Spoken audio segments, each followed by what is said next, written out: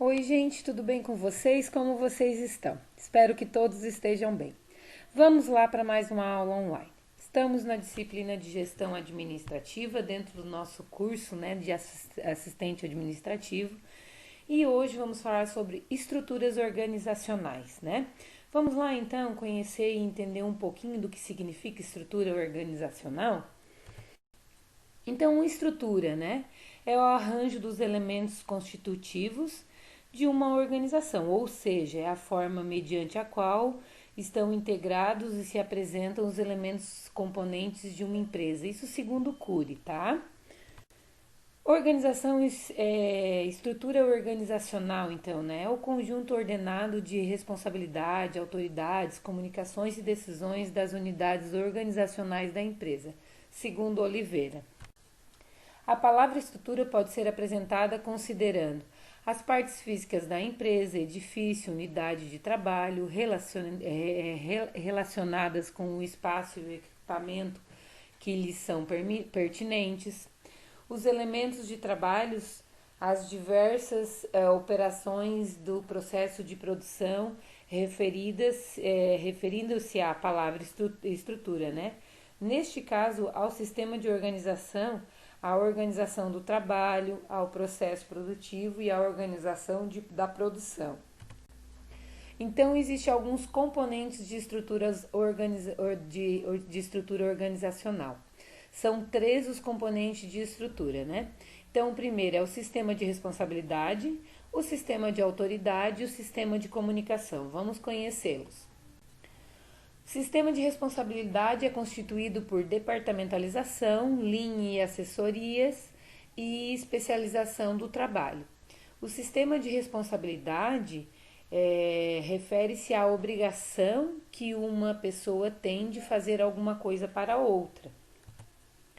Sistema de autoridade é constituído por amplitude administrativa ou de controle, níveis hierárquicos, delegação, e concentração ou descentralização, tá? Centralização, desculpa, ou descentralização.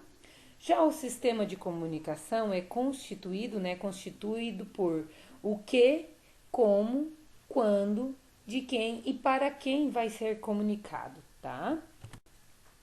Quando um subordinado assume determinada obrigação, deve prestar contas à pessoa que lhe atribuiu a responsabilidade. A quantidade de responsabilidade pela qual o subordinado terá de prestar conta determina a quantidade de autoridade delegada. Outro aspecto é que permanece na responsabilidade a obrigação do indivíduo a quem ela foi atribuída, ou seja, a responsabilidade não dá de ser delegada, a gente não pode transferir uma responsabilidade. Sistema de autoridade. Autoridade é o direito para fazer alguma coisa. Ela pode ser o direito de tomar decisões, de dar ordens e requerer obediência, ou simplesmente o direito de desempenhar um trabalho que foi designado. A autoridade pode ser formal ou informal.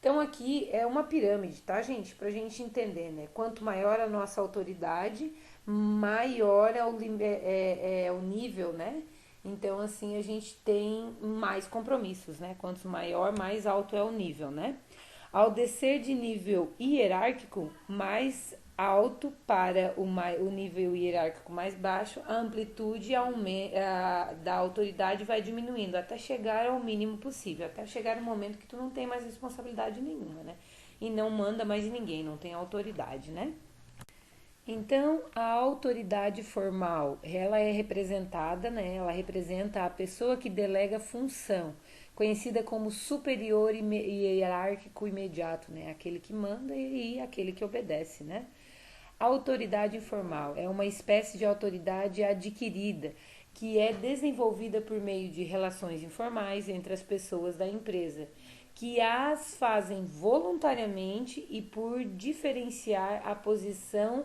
ou status. Tá? Blau e Scott, após pesquisas concluíram, que o chefe que é leal aos seus subordinados tem maior possibilidade de estabelecer uma autoridade informal eficaz e, consequentemente, maior possibilidade de influenciar seus subordinados, né? Então, devemos ser chefes, mas chefes conscientes dos que estamos pedindo, né?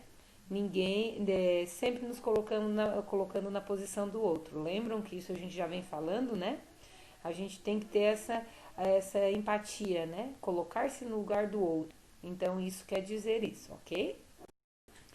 Sistema de comunicações, né? Comunicação é o processo mediante o qual uma mensagem é enviada por um emissor, por meio de um determinado canal e entendida por um receptor, né? Isso segundo Vasconcelos.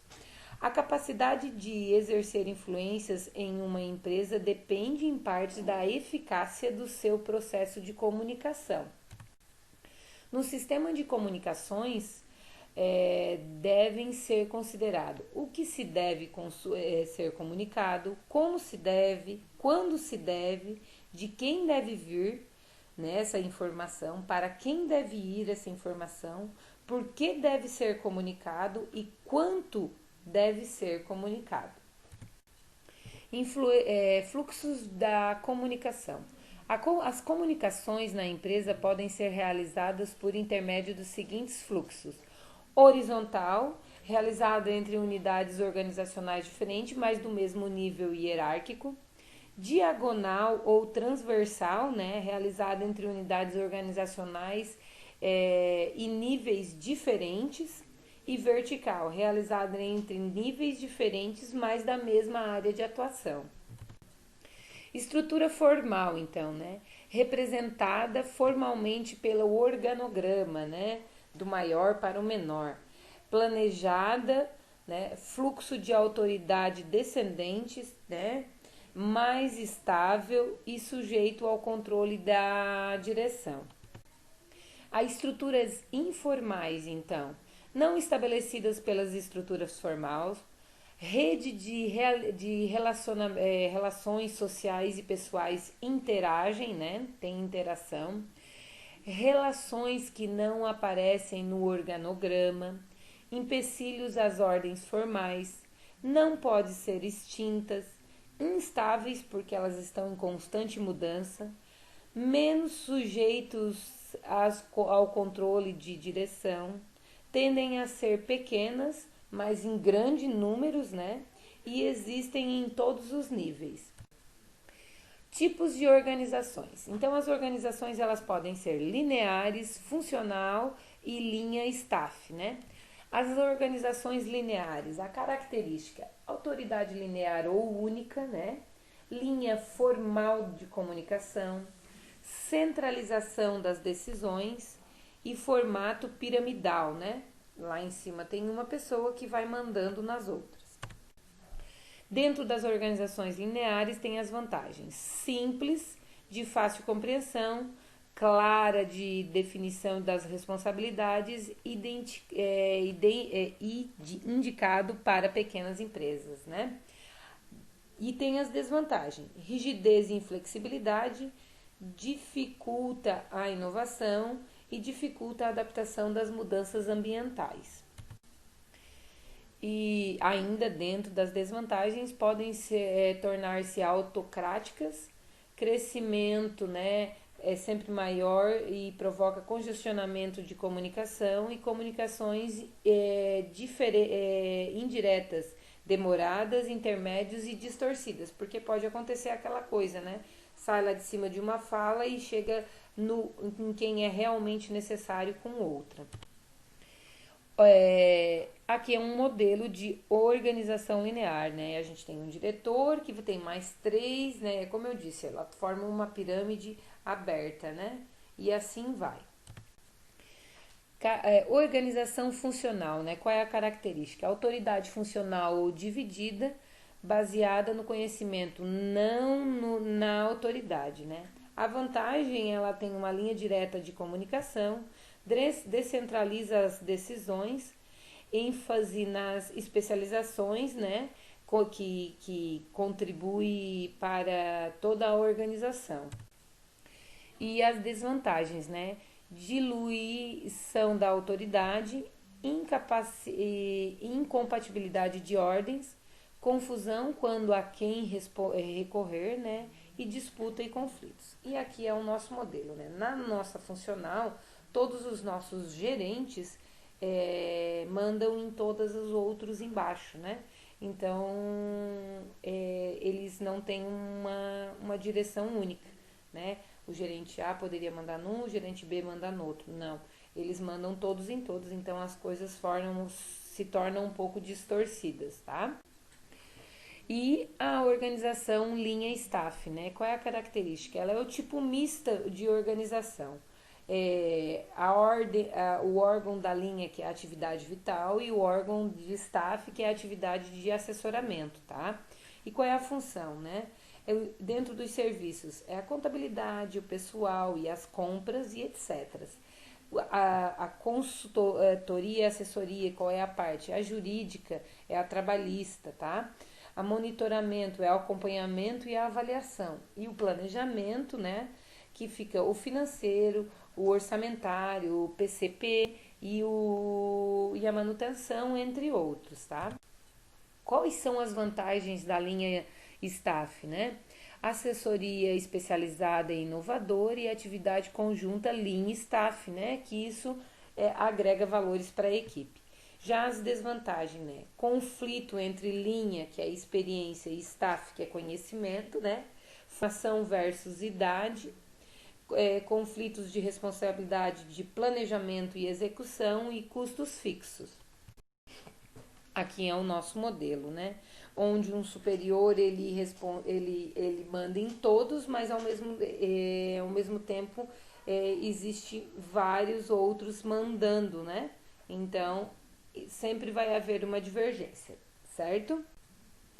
Aqui alguns exemplos de estrutura, tá, gente? Do departamento de tráfego rodoviário, né? Como que funciona. Aqui um outro, né? Que é de uma empresa e como que funciona, né? Eu quero que vocês leiam, né? E tentem entender e digam qual é o tipo, né? Para vocês verem e entenderem qual desses modelos é. E mais um, então, né? Onde um único tipo manda em todos os outros, certo? Chegamos ao final da nossa aula, né? Dúvidas estou à disposição. Bom estudo a todos. A atividade vai estar junto a esse material, tá? Sempre estou deixando uma frase, né? Vou deixar mais uma, né? Um gestor eficiente e eficaz deve promover o equilíbrio nos pilares essenciais da estrutura administrativa, comercial e operacional. Certo, gente? Beijo no coração de vocês.